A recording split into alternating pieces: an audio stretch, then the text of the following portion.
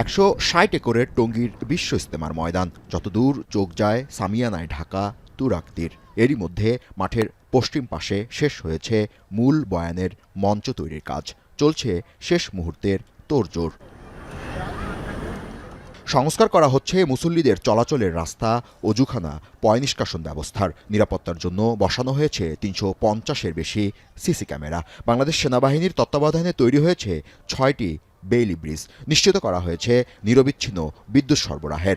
আগত মুসল্লিরা বলছেন, আল্লাহর নৈকট্য লাভের আশা ও অনুগ্রহ পেতে এই কাজে স্বেচ্ছায় যুক্ত হয়েছেন তারা। নিজেরাই শ্রম দিয়ে, নিজেরাই জানমাল সময় দিয়ে এগুলো আমরা তৈরি করতেছি। কারণ আল্লাহ জানমাল খরচ এটা আল্লাহর জন্য করতেছি, দিনের জন্য করতেছি। ইমানের বদলে জান্নাত দেবে, জান্নাতের যে নাজ নিয়ামত থাকবে সেগুলো দেবে আমলের বদলতে। মানুষ বেশি থেকে বেশি আমল করতে পারে, আমল শিখতে পারে, আমলদার হতে পারে, ইমানদার হতে পারে, এটাই উদ্দেশ্য।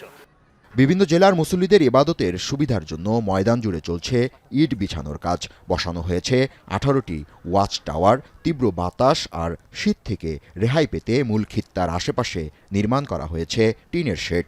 পয়েন্টে 4টা 5টা 6টা এরকম 8টা করে ক্যামেরা থাকে। আর হচ্ছে আপনার স্টিলের বক্স বানছি, প্যাসকোড জয়েন দিছি, ক্যামেরা লাগাইছি। পরিবেশ আলহামদুলিল্লাহ ভালো, কাজ করে শেষের দিকে।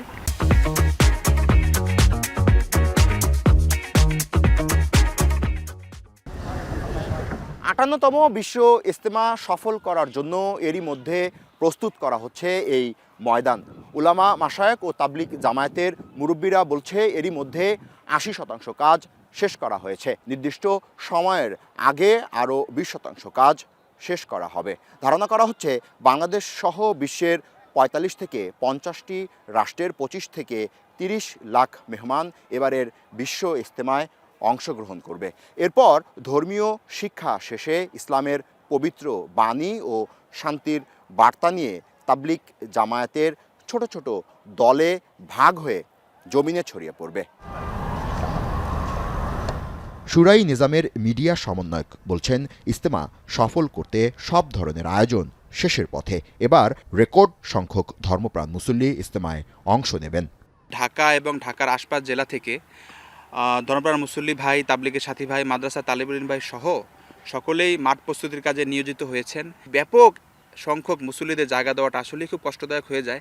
গত কয়েকবার ইজতেমায় আপনারা দেখে থাকবেন, আমাদের সাথী ভাইয়েরা, ধর্মপ্রাণ মুসল্লি ভাইয়েরা খুব কষ্ট করে বিভিন্ন টয়লেটের ছাদগুলোর উপরে, রাস্তার ভিতর, ধুলাবালির ভিতরে, আশেপাশে ছোট ছোট মাঠগুলোর ভিতরে খুব কষ্ট করে অবস্থান করেছিলেন।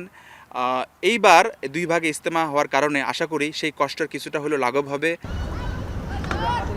31 জানুয়ারি শুরু হবে 3 দিনের বিশ্ব ইজতেমার প্রথম পর্ব। বিদেশি মেহমানরাও ইতিমধ্যে আসতে শুরু করেছেন। আসন্ন বিশ্ব ইজতেমা 3 পর্বে হবে বলে জানিয়েছে শুরাই নিজাম তাবলিগ জামাত বাংলাদেশের অনুসারীরা। অপরপক্ষের তৃতীয় পর্বের ইজতেমা 14 থেকে 16 ফেব্রুয়ারি অনুষ্ঠিত হওয়ার সম্ভাবনা রয়েছে। জাবেদ আবদুল্লাহ, এখন, টঙ্গী, গাজীপুর।